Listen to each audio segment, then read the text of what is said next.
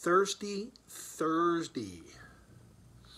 In honor of my friend and yours, Paulie Detmertz.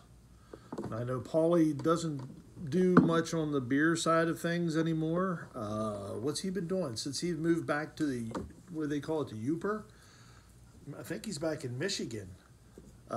His videos and stuff have to do with stuff out there, life in Michigan. But I still enjoy watching his stuff. What I miss, of course, I miss your beer videos and whatnot, Paulie. I always thoroughly enjoyed those. But I really enjoyed your lawnmower stuff. You were kicking butt on those lawnmowers. I don't know if you brought any of them along with you on your move or what, but those I was digging. So back to the beer. This right here is Little Face Brewing's Duke's Special Belgian. This was brewed 3/5/2011. So this is damn near 11 years old. I mean, it's 10 years old, but we're, well, more than halfway through. We're only 3/6, yeah. So this is 10 and a half years made. This was back in my early days of coming up with crazy recipes. I remember putting this one together, and this is in honor of Paulie. This video is in honor of Paulie, but the beer is actually in honor of my buddy Duke. You can see him there in the background. That's Dookie. That's who Little Face Brewing is named after. And I remember making this beer, and I was very particular with it. This is with the using, was this all grain? Or, yeah, I think this is an all grain. Yeah, this is definitely an all grain. And putting all kinds of crazy stuff in. I think everything and the kitchen sink was put into this beer. And I remember it being big. This thing clocks in at 8.96%, which is almost 9. 21 IBUs. That's all I had written on the side of the bottle. So I poured it a couple minutes ago. Wanted to make sure everything was good with it. It's coming up to room temperature. It's actually got pretty decent clarity, and it has that burnt orange amber color to it. Nice looking beer. When it poured, I had a full finger head on it. You can see, there you go, look at that. You can see that ruby red undertone that works up through the beer. You can almost see up through it, but not quite. You're getting the bottom of the glass, which is okay. Again, early days of building recipes. Carbonation is clearly there. It's still maintaining a head. The nose I'm getting off of this is very, I remember this beer. I don't have but maybe 3 or 4 of these guys left. And I pop one out periodically. Like what I'll do now is I'll go get one and put it in the fridge. We'll let it sit in the fridge for a while, and I probably won't have this again for another year. There might even be another review on this beer back through my archives if someone were so inclined to go and look. The nose I'm getting off of this is, it's very, very appealing. It's very inviting.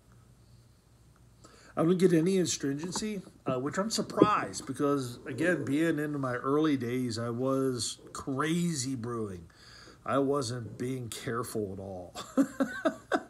Throw caution to the wind and just have at it brewing and stuff. Plus, 10 years ago, 11 years ago, I didn't know near as much as what I do now. Not that I know everything now. I won't be one that sits here and tells you that. But I do know more now than I did 11 years ago. So I'm getting a lot of stone fruit, a lot of sweetness, a lot of caramel notes. one of the big aromas I'm getting off of this is molasses, a very sticky molasses stone fruit aroma that actually kind of makes your mouth water a little bit. It's again, it's a very pleasing aroma. We call this a special Belgian. Cheers. Cheers to you, Paulie. Cheers to everybody out there in YouTube land that watches these videos and makes videos. And cheers, my old friend Duke.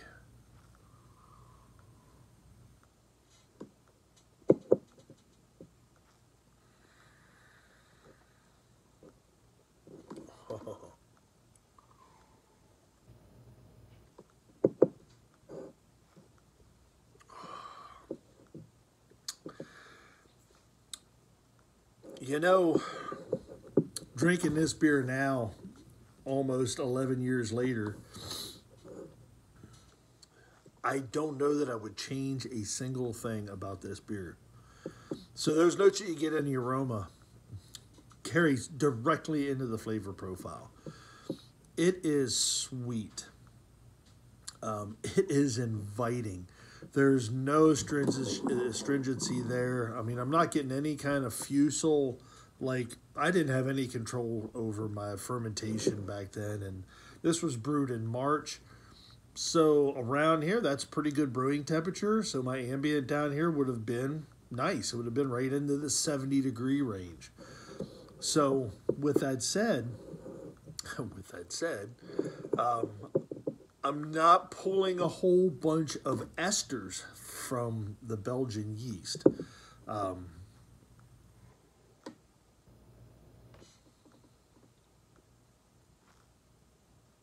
Yeah, so the yeast, this beer isn't so much about the yeast as it is about the grist, really, I think.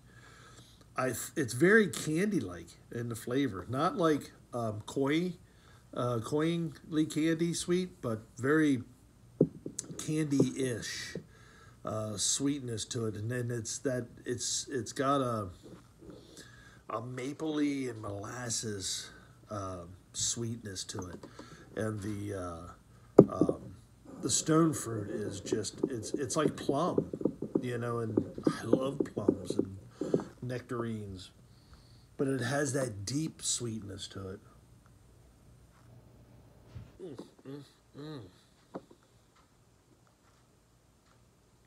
That is a dandy. The carbonation is there. It plays with your tongue just a little bit, dances along the sides. It doesn't overwhelm your mouth. You're not getting that.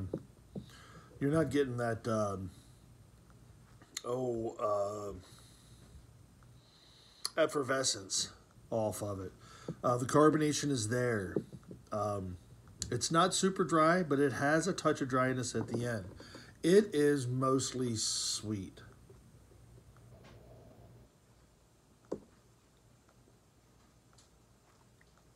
It's not grapey. I'm not getting any appley, any of that, any of those off flavors at all.